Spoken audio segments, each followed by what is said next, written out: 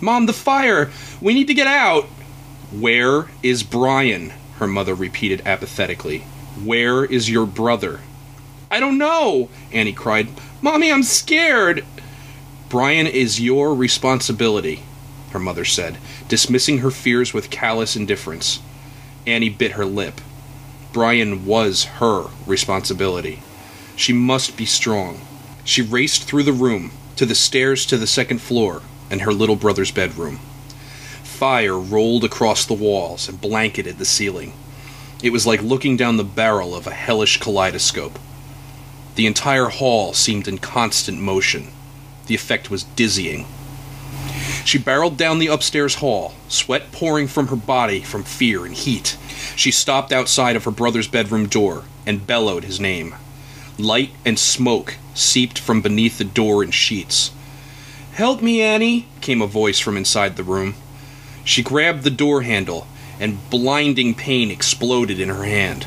She tried to pull away from the source, but it wouldn't come easily. Heat had grafted her flesh to the knob.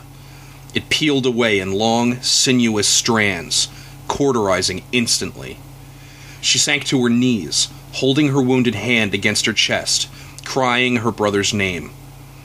"Annie, it burns! Help me!" "I can't get in," she cried miserably. "Annie!" She felt her heart beating in her severed nerves. She stumbled to her feet, but they felt weak, and her stomach felt like retching at the pain. Still, she threw her body against the door heavily. "Annie!" Cradling her wounded hand, she threw her shoulder into the wooden obstruction again and again. She continued until she was numb along her right side. She continued until she felt sure she must have fractured her shoulder, and still she battered the door. "Annie, I'm burning!" Brian called pathetically from within. He sounded further away now. She kicked out with all her might, sending a painful shock up her leg that found its aching home in her lower back. Finally, with one more solid slam from her shoulder, the door frame exploded into splinters, and the door swung inward, depositing her onto her face. The room was an inferno. Fire coated the walls and ceiling in a great pleated curtain. The heat and smoke stung Annie's nose harshly, and hidden there as well was something much worse, something like the odor of grilling hot dogs. She got to her feet, looking down at her brother, lying spread eagle on his Ninja Turtle bedspread. The child's corpse was nothing but a blackened skeleton, steaming and crackling as it lay cooling. Tapers of charred flesh hung to its ribs, and its empty, sightless eye sockets seemed to glare at her accusingly.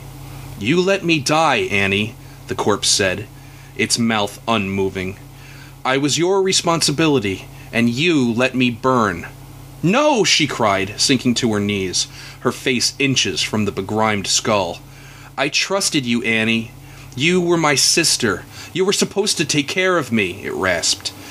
She saw that as it spoke, something moved within its mouth, behind its black cage of teeth. A tongue. If his tongue was moving, her brother must still be alive. She leaned in desperately, looking for movement. Then suddenly, the mouth opened, and something lunged up at her. The long, grinning, serpentine face of a moray eel. The animal snapped at her exposed face viciously, forcing its way out of the child's ruined throat with an unsettling sound of releasing suction. Instinctively, she batted at the animal, sending Brian's skull spinning from his body to the floor, where it shattered like brittle pottery. The bloated fish flopped spastically on the floor. "You let me burn," the voice condemned her from the pieces. "You let me die."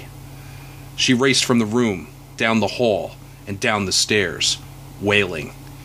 The fire had spread now, and the stairs broke apart as she tread on them. But somehow she made it to the bottom without stumbling. "Mommy!" she screamed. But where her mother and father had sat was only a bare couch, now awash with flames. Still, her mother's voice issued from that spot. "It's your fault your brother is dead. You deserve to burn. "No, Mommy," she cried. "Where are you? I can't see you." "It's your fault," the flames told her, and the couch collapsed in on itself, tearing a gaping black hole in the floor. Annie ran for the front door, but the entire room was in motion. It sunk inward toward the hole as it widened into a maw. Tables and lamps crashed to the ground and rushed toward the hole. The television, still flashing a phantasmagoria of pictures, hurtled itself into the dark. The harder she ran, the harder the blackness tried to swallow her. Then, unbelievably, her hand was on the doorknob, and she was through onto the front porch. The moment the door swung open, heat blasted her face, searing her tears dry. The very world itself was on fire. Houses burned like match heads, as flames licked their way up the telephone poles before dancing across the broken high-voltage wires. In the red sky above, birds caught fire and trailed, screaming to the ground. The sun was a puncture in the sky, which oozed liquid magma onto an advancing ocean of fire. The landscape drowned under its advance, sending curls of flame upward as shapes sank beneath the lava. There was nowhere she could run. She felt unseen hands of heat embrace her, searing her flesh. Her hair went first, burning quickly and leaving her head bald and disfigured. The world went dark as her eyes popped in their sockets. It tore the clothes from her body and the flesh from her bones. She tried to scream, but the fire and smoke stifled her. She tried to draw breath, but all she could get was a heavy burning feeling in her chest as her lungs collapsed and shriveled, and that horrible odor of grilling hot dogs, the smell of cooking human flesh. Annie awoke from the nightmare with a start. Had she cried out? She looked around the room, letting her eyes adjust to the darkness.